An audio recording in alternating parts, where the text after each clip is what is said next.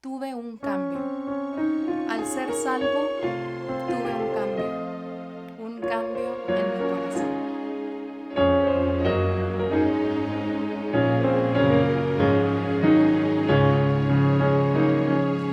Tuve un cambio cuando dije a Cristo, ven Jesús y mora siempre en mí. Mis cadenas fueron todas rotas, fui lavado en fuente carmesí. Al ser salvo tuve un cambio en mi corazón, en mi corazón. Al ser salvo tuve un cambio en mi corazón. Tuve un cambio que es inexplicable, es una experiencia personal. El Señor Jesús entró y el gozo que yo siento es gloria celestial. Al ser salvo tuve un cambio en mi corazón, en mi corazón. Al ser salvo tuve un cambio en mi corazón. Tuve un cambio en el camino triste, la esperanza inunda ya mi ser. Los temores fueron disipados, me llenó de fe y de gran poder. Al ser salvo tuve un cambio en mi corazón, en mi corazón. Al ser salvo tuve un cambio en mi corazón. Tuve un cambio nuevo en mi vida, nuevos horizontes puedo ver. Mis anhelos hoy son celestiales, en su senda andar es mi placer. Al ser salvo tuve un cambio en mi corazón, en mi corazón. Al ser salvo tuve un cambio en mi corazón.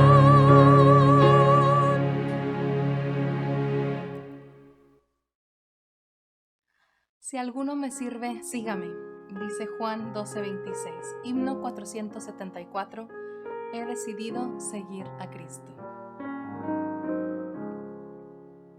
He decidido seguir a Cristo, he decidido seguir a Cristo, he decidido seguir a Cristo, no vuelvo atrás, no vuelvo atrás. El Rey de Gloria me ha transformado, el Rey de Gloria me ha transformado, el Rey de Gloria me ha transformado. No vuelvo atrás, no vuelvo atrás. La vida vieja ya he dejado, la vida vieja ya he dejado, la vida vieja ya he dejado. No vuelvo atrás, no vuelvo atrás.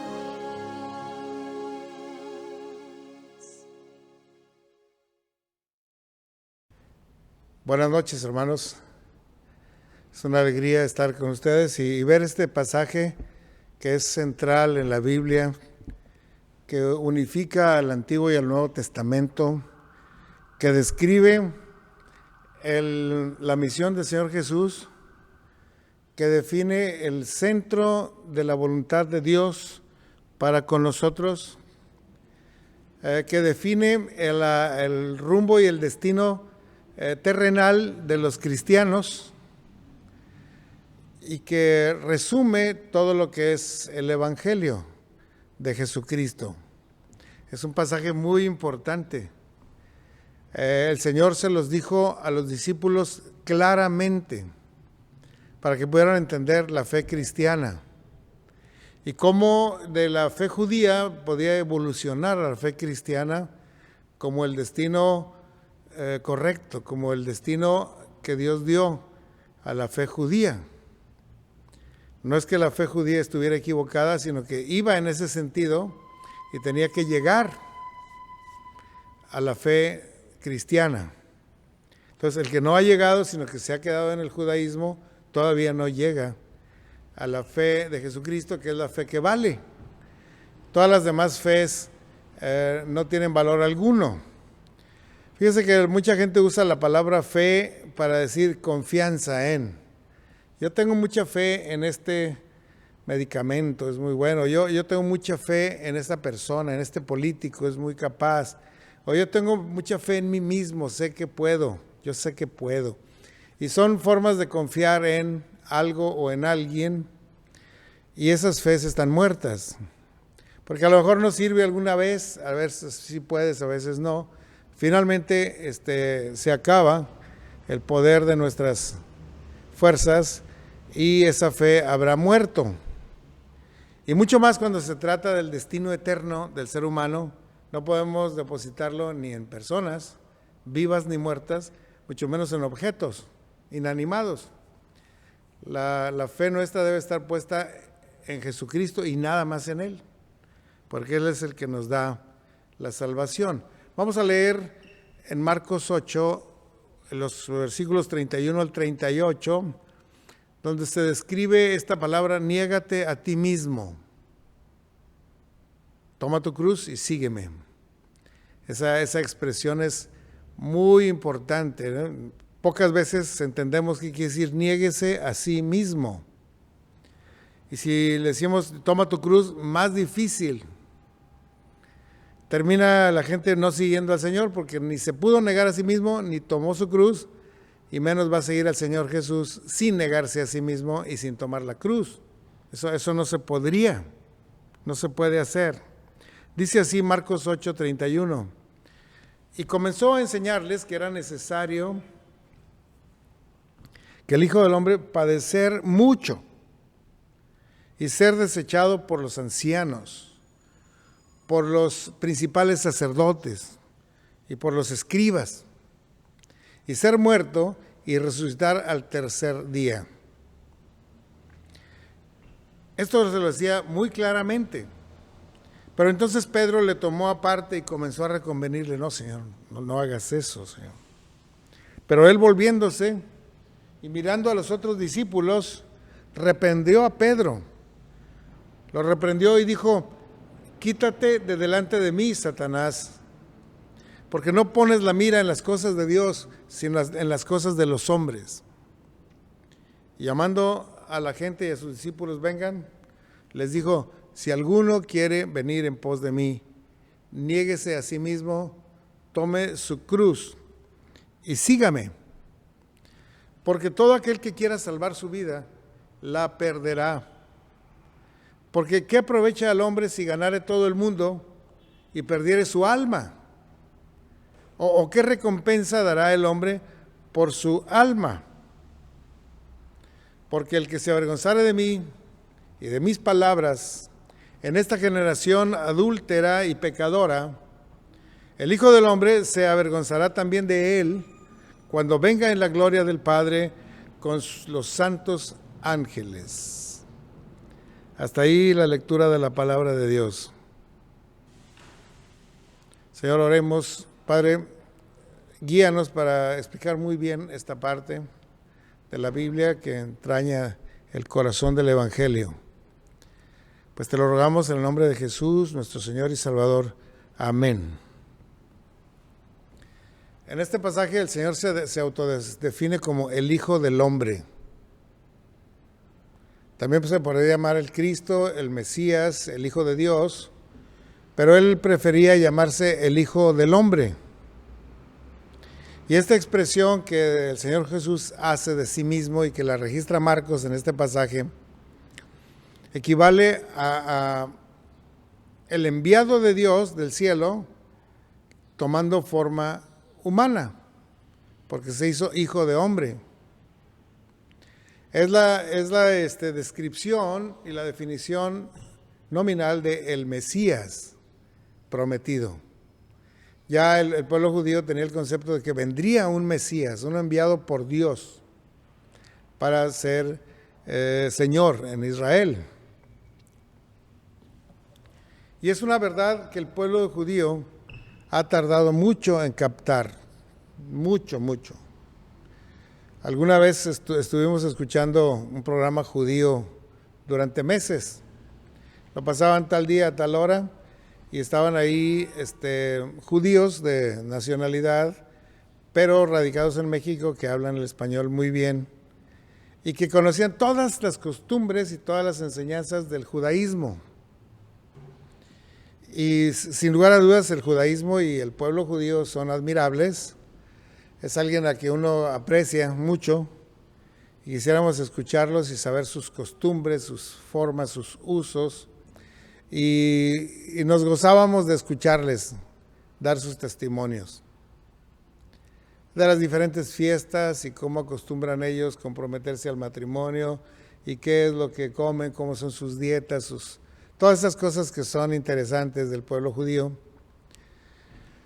Pero un día invitaron a un rabino muy brillante, muy destacado entre los rabinos, que todos son destacados y todos son brillantes.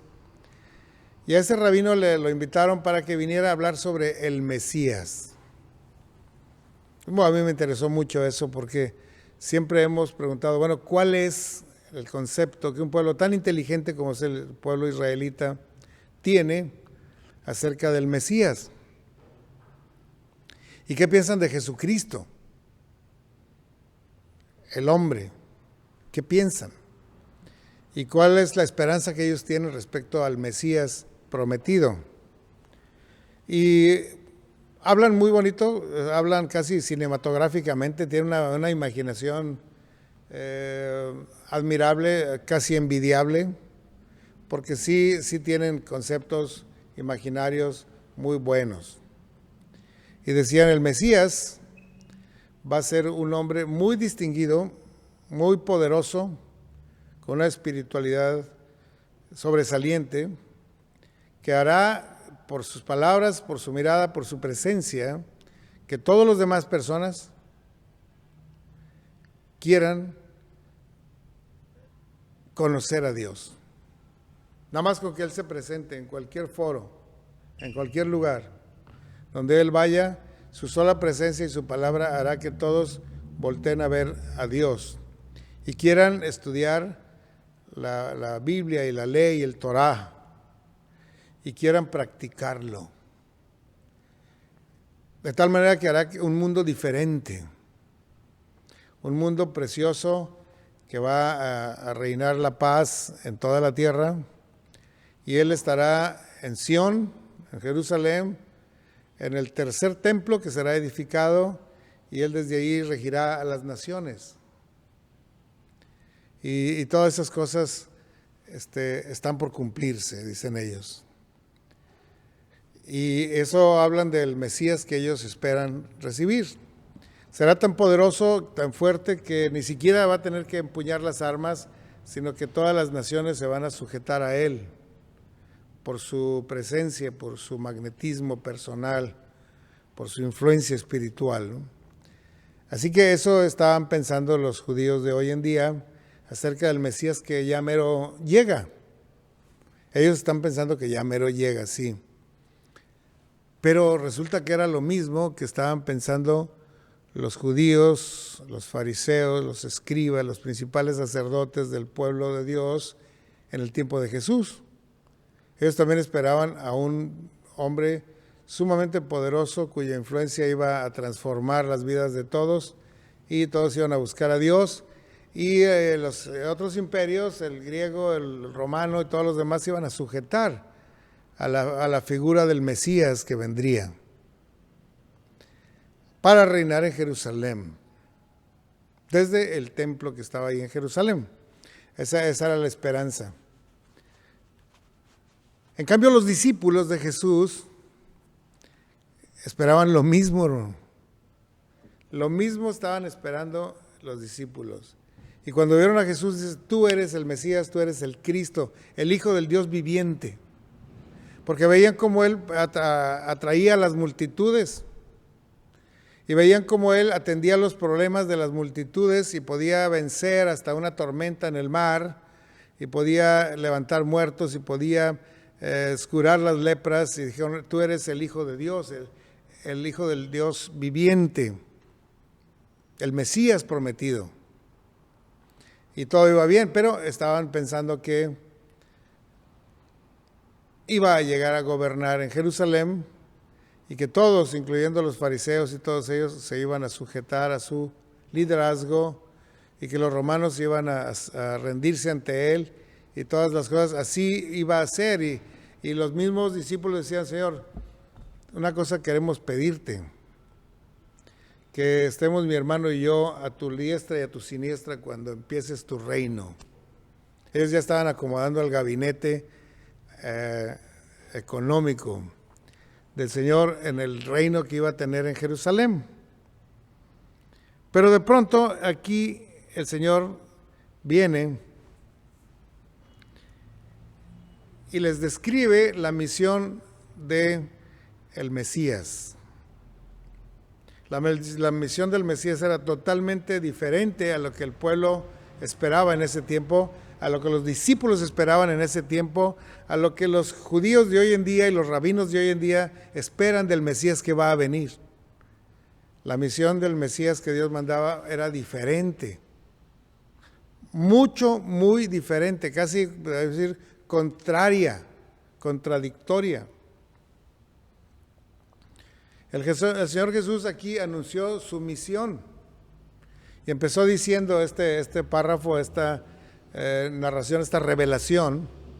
Dijo: me es necesario padecer mucho y ser desechado de los ancianos, de los principales sacerdotes y por los escribas. Y me es necesario ser muerto y resucitar al tercer día. Y esto les decía claramente. Hace poco ahí en el YouTube vi un artículo, un video, donde se preguntaban por qué los judíos rechazan a Cristo Jesús y no piensan que Jesús fue el Mesías prometido. ¿Por qué no? ¿Por qué no creen? ¿Por qué han pasado 2000 años? Casi todo el mundo ha sido alcanzado para Cristo y ellos todavía no creen. ¿Por qué? Dicen: porque el Mesías que el Señor va a mandar va a reinar. Y va a reinar sobre la casa de Israel por siempre, y su imperio no tendrá fin. Y Jesús de Nazaret que vino fue asesinado y muerto. Y ninguno de los judíos, ninguno de los religiosos, ninguno de los fariseos, ninguno de los rabinos creyó en él. ¿Cómo vamos a creer nosotros en un hombre que vivió y murió hace 2000 años y no reinó sobre Israel? Cuando la Biblia dice que reinará. Y para ellos es muy lógico el rechazar al Señor Jesús, porque el concepto de la misión del Mesías era distorsionado. Pensaban en un reino terrenal, en un reino davidiano, ¿no? Un reino así en la tierra, con un hijo de Dios que se convierte en hombre y se queda como hombre para siempre, ¿no? Algo así estaban ellos pensando. Pero el Señor dijo: me es necesario. Y empieza diciendo: me es necesario porque es una orden del Padre, así que por necesidad tiene que cumplirla. Y también le es necesario padecer mucho porque el pueblo de Dios, más bien el pueblo había cometido tanto pecado que era necesario un sacrificio suficiente para pagar el pecado del mundo. Así que era necesario que el Cristo padeciese. Y claro que las profecías hablan del padecimiento del Mesías, sobre todo en Isaías 53, todo el capítulo habla de eso y muy claramente. Algunos rabinos no entienden de quién está hablando. Algunos otros rabinos dicen, bueno, aquí está hablando del pueblo, que es el que sufrió, no del Mesías que vendría a salvar y a rescatar, sino del pueblo que estaba sufriendo. Así como en el tiempo de los egipcios el pueblo estaba sufriendo y Moisés vino para rescatarlos. Y luego los gobernó por 40 años. Entonces vendría el Mesías a rescatarlos de los romanos y a reinar. Así estaba su concepto. Pero el Señor sabía y dice, me es necesario padecer mucho y ser desechado por los ancianos, por los principales sacerdotes y por los escribas del pueblo, y ser muerto y resucitar al tercer día. Y esto les decía claramente. Y cuando les estaba explicando eso y cuando le entendieron claramente, se acercó Pedro y le dijo, Señor, ven para acá, Señor, ven. Mira, nunca tal te acontezca, Señor. Ten compasión de ti. Si esto te va a pasar en Jerusalén, vámonos a Galilea, no nos van a encontrar. Vámonos. ¿Qué necesidad tienes de que te maltraten a ti mismo? Estaba Pedro reconviniéndole, ten cuidado, mejor vámonos. Estaba diciendo Pedro, no cumplas la misión que Dios te mandó. No cumplas la misión de rescate para la humanidad. No cumplas aquello para lo cual viniste, sino que vámonos, vamos a escapar de esta responsabilidad, vámonos. Nunca te acontezca.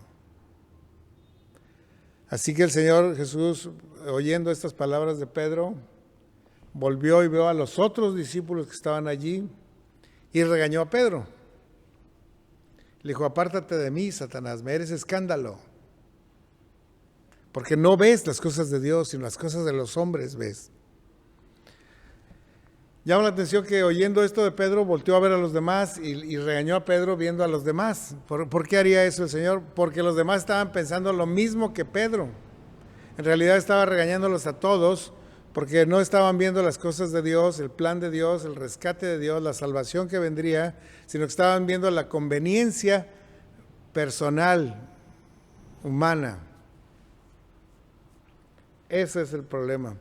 Y el Señor se molestó tanto con esta forma de pensar que le dijo, apártate de mí, Satanás. Porque el pensar así viene de Satanás. Si los judíos siguen esperando un Mesías humano que gobierne la tierra, es porque Satanás les ha inculcado esa creencia. Si los discípulos estaban creyendo que el Mesías venía a derrotar a los romanos y a reinar en Jerusalén, Satanás les había hecho creer eso. Es decir, es muy delicado ese error. No es algo que digamos, bueno, pues se entiende, ¿verdad? Pues yo también me hubiera confundido. No. Tú también hubieras sido engañado de Satanás. Y hoy hay corrientes parecidas en el sionismo y en el premilenialismo que hablan de un reino en la tierra, y aquí en Jerusalén, y va a ser necesario el tercer templo, todas las cosas que la Biblia no dice, ellos lo han acuñado para hacer pensar que el reino del Señor sería en la tierra. Y por eso es que el Señor le dijo, apártate de mí, Satanás, me eres escándalo. No es así. Es necesario que el Cristo padezca mucho y que sea muerto y que resucite al tercer día y que sea desechado de los rabinos y de los ancianos y de los principales sacerdotes del pueblo. Finalmente viene la última expresión, esa expresión que es la que le da título a esta predicación, se llama niégate a ti mismo. Porque después de regañar a los discípulos, llamó a toda la gente del pueblo que andaba por ahí, vengan, los discípulos, vengan ustedes también. Y les dijo, si alguno quiere venir en pos de mí, niéguese a sí mismo, tome su cruz y sígame. Porque si alguno quiere ganar su vida, la perderá.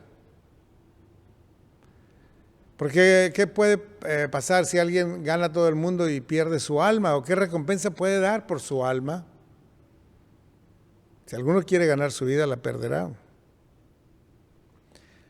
Quiere decir que no solo estamos creyendo que el Mesías cometió el error de dejarse crucificar y morir por nosotros, sino que entonces nosotros seguiríamos también el ejemplo del Mesías falso de no sacrificarnos por nada, sino buscar nuestra propia comodidad, nuestra propia seguridad, nuestra propia prosperidad. Esa es la religión falsa. Por eso es tan falsa la doctrina de la prosperidad. Porque el Señor no vino a hacerse rico, ni vino para ser servido. Él vino para buscar y salvar lo que se había perdido. No vino para ser servido, sino para servir. Así que el cristiano que esté dispuesto a seguir al Señor Jesús debe negarse a sí mismo y decir, bueno, yo renuncio a mis comodidades, renuncio a mi seguridad, renuncio a mi prosperidad, renuncio a mi fama, a mi importancia para servir al Señor y servir a la gente en el nombre del Señor. A eso se refiere el negarse uno a sí mismo. Yo no soy salvo porque soy tan bueno. Yo soy salvo porque el Señor Jesús murió por mí. Por eso soy salvo. Y tú puedes ser salvo si aceptas al Señor Jesús que murió por ti. No que vino a derrotar a los romanos, eso lo podría hacer en un soplo. El Señor podría destruir toda la tierra en un segundo. Pero esa no es la misión de Dios. No era la misión del Señor Jesús. La misión del Señor era rescatar a los que creen en Él para vida eterna. Así que eso es muy superior a andar reinando como reinó David, o como reinó Nerón, o como reinó cualquier ser humano. El Señor vino, pero a gobernar desde los cielos y para la eternidad. Porque dice, y su reino no tendrá final. Y reinará sobre la casa de Jacob para siempre. Y su reino no tendrá final. Si fuera terrenal, pues sí tiene final, porque todas las cosas de la tierra son finitas. La tierra misma se va a acabar. Y los elementos ardiendo serán desechos. Así que no se refiere a eso, a ese tipo de reino. El reino del Mesías es eternal. Y mientras tanto, aquí en la tierra ha venido para servirnos y buscarnos y salvarnos. Y está enviando a su iglesia, que somos nosotros, para sacrificar su comodidad, ¿sí?, su seguridad, su prosperidad, y busque alcanzar a otras personas para el reino. Esta semana me habló el hermano Abraham Cervantes, que es misionero, que trabaja ahora con los Bautistas del Sur, los Bautistas de Texas, pero está ministrando aquí. Y me dijo, oye, hermano Samuel, estamos visitando a una comunidad de haitianos que se asentaron aquí en tal parte. Son muchas familias y tienen mucha necesidad. Algunos han conseguido trabajo, pero de todas maneras no tienen casa, no tienen ropa, no tienen alimento, no tienen medicamentos, están enfermos, muchos. ¿Cómo ves? ¿Te llevo ahí para que veas a los enfermos? ¿O te los traigo aquí al templo para que aquí los veas? ¿O cómo le hacemos? ¿Cómo le podríamos hacer? Entonces yo dije, bueno, ¿y mi comodidad? ¿Y mi tranquilidad? Sí, hermano, claro que sí. Lo podemos hacer de las dos maneras. Podríamos aprovechar mi día de descanso para ir allá. O podríamos traerlos unos un día, otros otro día, y puedo ir viendo a muchos a lo largo de las semanas. Pero déjame proponerte algo mejor. Hablaré con la Sociedad Médica Cristiana para hacer una brigada completa y verlos a todos y llevarles medicamentos gratuitos y vacunaciones de lo que necesiten. ¿Cómo ves? Sí, es muy bueno, Samuel. Si los puedes proponer, bueno, me voy a reunir con ellos esta noche y sabré si los de la Sociedad Médica Cristiana puede ir. Les dio gusto a los de la Sociedad Médica que me haya contestado en la reunión Zoom, que me haya reunido con ellos, que me conecté y me pidieron, hermano Samuel Pagán, ¿nos puede usted guiar en oración para empezar nuestra reunión? Sí, hermano. Y al final dijeron, ¿hay alguien que quiera hacer algún aviso, alguna solicitud, algo? Sí, hermano. Hay una comunidad de haitianos que tiene mucha necesidad. Quisiera yo ver si nos es posible hacer una brigada allí y atenderlos a todos, ¿cómo ven? Irían todas las especialidades de dental, de medicina, de enfermería, de rehabilitación y todos para atender a ese grupo, ¿cómo ven? Dice, sí, hermano, estamos viendo que durante 2 años no tuvimos ninguna brigada por causas de la pandemia, pero el Señor nos está abriendo los ojos que ya es necesario reanudar estas brigadas. Y vamos a programarla para la próxima semana y para otra, porque hubo otra iglesia que también pidió y me dio tanto gusto. Nomás que, hermano, hay una comunidad en la Garza Nieto de muchos haitianos y ha habido desorden, ha habido violencia, incluso golpearon al sacerdote que está cerca de la iglesia, de una iglesia cercana, y cuando llega la ayuda se arremolinan todos a arrebatar y es difícil atenderlos, bro, porque están desesperados. ¿Cómo ve? Hablé con el hermano Cervantes y con el presidente de la SOMEC y ya se va a estudiar la logística y sí se va a hacer la ayuda, porque los cristianos estamos llamados a servir, no a reinar y gobernar y estar en paz, en la seguridad de un edificio, sino a ir allá, a arriesgar nuestras vidas como lo hizo Pablo y los discípulos, perder sus vidas si fuera necesario en la misión, porque el que pierde su vida por causa del Señor Jesucristo la hallará la vida, pero el que quiere conservar su vida la perderá. Así que, hermanos, es importante que tomemos la decisión de negarnos a nosotros mismos y nuestra comodidad y nuestra seguridad financiera y vayamos y ayudemos. A eso vino el Señor y a eso nos manda el Señor. Vamos a orar. Padre, gracias por esta palabra tuya, por esta lección tan clara que diste a los discípulos, que sea clara también para nosotros, que estemos dispuestos siempre a servir día y noche a quien lo necesita en tu nombre, porque a eso nos has enviado. Gracias porque enviaste al Señor Jesucristo a salvarnos y a darnos ejemplo.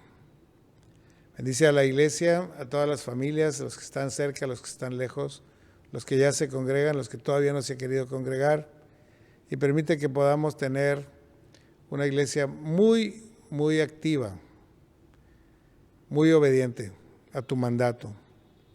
Lo rogamos en el nombre de Jesús, nuestro Señor y Salvador. Amén. Dios les bendiga, hermanos. Hasta el próximo domingo. Después oí la voz del Señor que decía: ¿a quién enviaré? ¿Y quién irá por nosotros?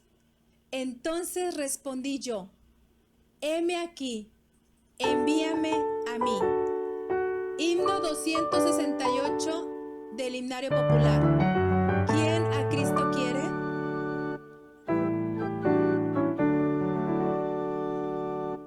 ¿Quién a Cristo quiere? De hoy en más seguir, su pendón alzando, yendo a combatir. ¿Quién le quiere humilde? Siempre aquí servir, siempre obedecerle, darle su existir. ¿Quién seguirle quiere? ¿Quién responderá al buen Redentor? Heme aquí yo iré. ¿Quién no quiere que fuera? Tras su lucha irá.